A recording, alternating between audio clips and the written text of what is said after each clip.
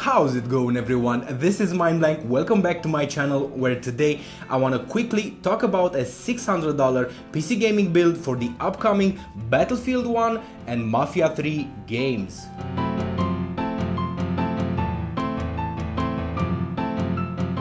Of course, minimum system requirements as well as recommended system requirements are yet to be released for both of these games, but we have seen Battlefield 1 running at pretty playable frame rates on a GTX 1080 at effectively 5K resolution. So I at least have an idea of what kind of horsepower we need to run Battlefield 1 at 1080p 60 frames per second with, I hope, ultra settings or very high settings.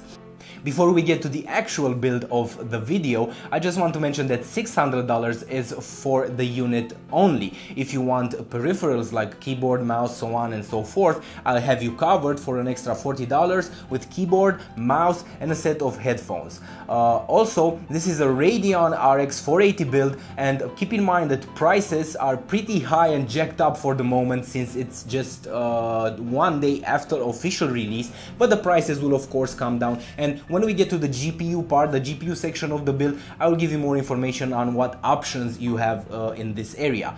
I'll leave you with selected Overwatch footage while we talk about the build. CPU. I've opted for a fast quad-core CPU from Intel, the Core i5-4460. This CPU is capable of handling these undoubtedly processing-heavy games. We are going to take full advantage of this CPU by pairing it with fast RAM. If you don't know what I'm talking about and you want to see more about how fast RAM impacts performance in games, check out my in-depth video about this. It has benchmarks comparing different speeds of RAM. It is linked over here to the top right. The GPU, the workhorse of this build. I am using the brand spanking new Radeon RX 480. This card is $200 US MSRP and has 25 times the availability at launch that the GTX 1080 had. So prices should fall in line pretty soon. I know they're jacked up for the moment, like I said in the beginning. Alternatively, you can get a GTX 970 because prices are sure to drop since the RX 480 is breathing down its neck and the GTX 1060 is rumored to be released to compete against the RX 480, both in performance and price. Or just get a used GTX 970 for $200 now. All in all, 3 choices for GPUs, all excellent. Just my hopes for the GTX 1060, of course. RAM. 16GB will be plenty for these games. I've opted for fast DDR3 2133MHz Mushkin blackline memory. Like I said, fast memory complements the CPU and it only provides benefits in games that are CPU demanding. Again, check out my in-depth video for details and benchmark of how fast RAM helps. For the motherboard, I've opted for an ASRock Age 97 Anniversary Micro ATX board. Not much to say here, it has everything a gaming PC of this caliber requires. It is small, so you have options for micro ATX cases, a ton of options, and also a black PCB. Storage. I am all in for SSDs, no matter how fast hard drive is these days. So I chose an ADATA 240GB SSD, not too big but not too small. You'll have room for both these games and a little extra left over. Fast and has a decent storage, so that you are not space constrained in the future, like I said. The PSU, the power supply unit. A good PSU is very important. I would not consider buying either used PSUs or used hard drive or SSDs. Everything else is fair game in my opinion. You should avoid buying low quality power supplies. I've chosen the EVGA 500 watt 80 plus certified PSU. It's a fairly decent PSU and you have headroom for future upgrades. For the case, I'm using a Cooler Master N200 Micro ATX case. I like the way it looks, but feel free to choose anything that suits your style. It's a good case for the money anyway.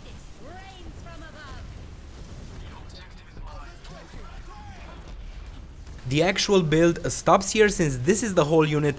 The total is $609 at the moment of the video's release, so $9 over budget. However, for an extra $38 I have included peripherals like mouse, keyboard and a nice set of headphones. For mouse and keyboard, I've opted for the popular Cooler Master CM Storm Devastator gaming bundle. That's quite a mouthful. Nice quality for the money, and the keyboard is backlit, so that's nice, I guess. Last thing on the list are the headphones, and a nice pair running under $20 are the Sennheiser HD201S. I've used these headphones in the past and they served me quite well. They are okay for both music and gaming. Like I said, they lasted me a long time and I didn't particularly take care with them. This concludes the build, and I have a PC part picker list linked in the description. It does not have the Radeon RX 480 included, as there is no relevant data and prices for the moment. Also, even if there were, the prices are so high that it would just move the build in another money and bracket category, and that is unrealistic. So there you go, $609 for the unit, or $648 for the entire unit and peripherals. This is a pretty powerful PC, and if you want to know what your upgrade options are, well, number one with any gaming PC is the GPU, and I think the CPU in this build is good for up to GTX 1070 performance. If you want to go with a card that is significantly above GTX 1070 performance either now or in the future, I think you should look into also upgrading your CPU with a Core i7 from the Haswell range, or switch to Skylake. Of course, switching to Skylake means switching the motherboard and switching the RAM from DDR3 to DDR4. You are also covered by the PSU, which is 500 watts, so even if you opt for a much faster GPU, you're also covered, or switching from the Core i5 to a faster Core i7. I hope you like the build.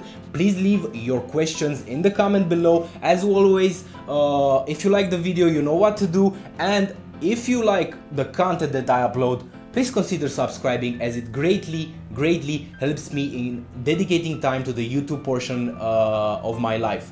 This is Mind Blank. See you next time. Bye bye.